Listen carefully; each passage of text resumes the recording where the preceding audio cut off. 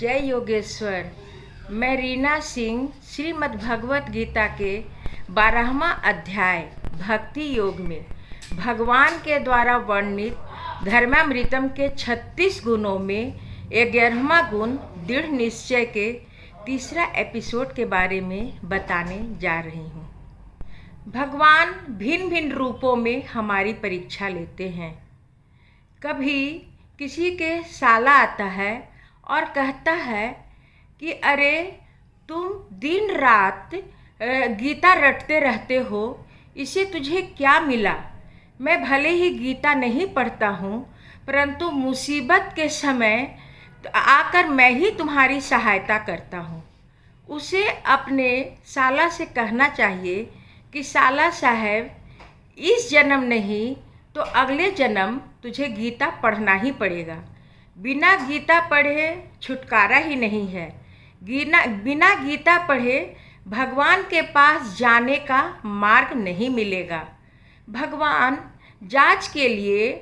हमारी जांच के लिए अनेक प्रकार के लोगों को भेजते हैं, जिनकी मीठी, हितकारी और तर्कपूर्ण भाषा को सुनकर हम शिथिल पड़ जाते हैं और हमारा ध्येय च्युत हो जाता है। कोई कहता है कि भाई तू नित्य 1 घंटा गीता पढ़ने में बर्बाद करता है, इसकी अपेक्षा तू दीन दुखियों की सेवा कर, 1 घंटा दीन दुखियों की सेवा कर, या रोगियों का परिचर्या कर, या अनाथों के लिए चंदा एकत्र कर। गीता से तुझे क्या मिलने वाला है? गीता से मेरी बुद्धि और आत्मशक्ति विकसित होती जा रही है, इसकी जानकारी उसे कौन देने वाली है? तो कहने का तात्पर्य यह है कि ऐसे लोग हमारी साधना अभ्यास को तोड़ने का प्रयत्न करते हैं। वास्तव में ये भगवान के भेजे हुए खुफिया पुलिस होते हैं। भगवान देखते रहते हैं कि इसका निश्चय पक्का है या नहीं। ऐसे पुलिस वालों को देखकर और अधिक सतर्कता बरतना चाहिए और अपने हाथ में लिए हुए सत्कर्म को छोड़ना नहीं चाहिए। अर्जुन जब घोर तपस्या करने लगा तो उसे तपस्या से विरक्त करने के लिए भगवान शिव स्वयं आए, परंतु अर्जुन बोला, भले ही आसमान टूट पड़े परंतु मैं अपने मार्ग को छोड़ने वाला नहीं हूँ। इसका कारण यह है कि अर्जुन का निश्चय दृढ़ था। शिव जी को पति के रूप में प्राप्त करने के लिए पार्वती जी ने घोर तपस्या की। भोजन के स्थान पर पत्ता खाती थी, फिर पत्ता खाना भी बंद कर दी, इसलिए उनका एक नाम अपर्णा भी पड़ा। उनकी पार्वती माता की घोर तपस्या को देखकर शिव जी खुद एक वटु का रूप धारण करके और पार्वती जी के पास आए और पूछने लगे कि तू इतना सुकोमल होकर इतना कठिन तप क्यों करती है? पार्वती ने कहा कि शिव जी को पति के रूप में पाने के लिए मैं तपस्या करती हूँ। शिव जी ने कहा कि पगली, इतना घोर तपस्या और वो भी शिव जी के लिए? तूने शिव जी को देखा भी है?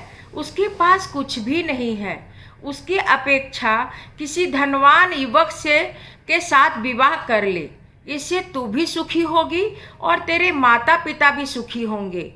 ऐसे तू भी दुखी है और तेरे माता पिता भी दुखी हैं, क्योंकि कन्या को जरूरत रूप लड़का का रूप देखते हैं, माता वित्त देखती है, पिता शिक्षा देखते हैं, बांधव उच्च कुल और सगे संबंधी को मिष्टान का विचार करता है कि खाने को क्या मिलने वाला है।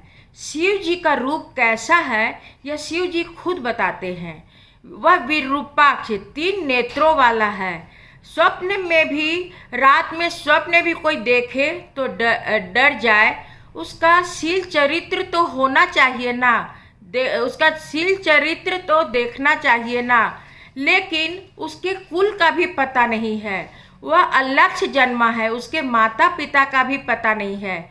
यदि रूप और कुल का पता न हो तो उसके पास वैभव तो होना चाहिए ना, लेकिन वह शमशान में लंगोट पहन के रहता है। ऐसे से कौन शादी कर सकता है? इस प्रकार उसके निश्चय को विचलित करने के लिए भगवान स्वयं आते हैं। तो इस बात का क्या कहना? कितनी मीठी और प्रभावशाली वाणी कही होगी।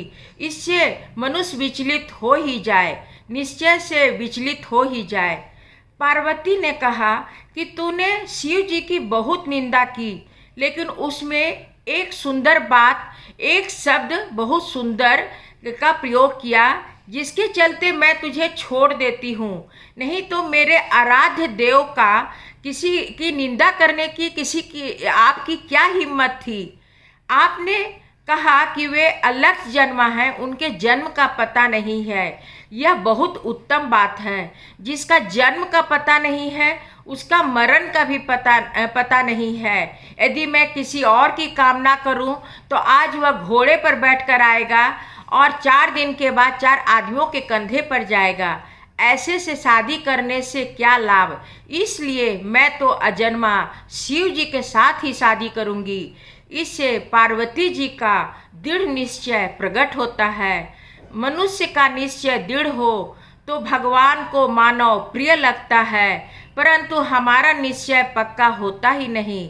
मनुष्य चित्त एकाग्र करने का उत्तम अभ्यास करता है तो अगले जन्म में उसे सर्वोत्तम सुविधाएं प्रदान कर देते हैं, लेकिन सुविधाएं मिलते ही मूलचंद जेठा मार्केट में कपड़ा का व्यापार करने में एकाग्र हो जाता है और कहता है कि गीता पढ़ना पढ़ाना निरुपादक श्रम है।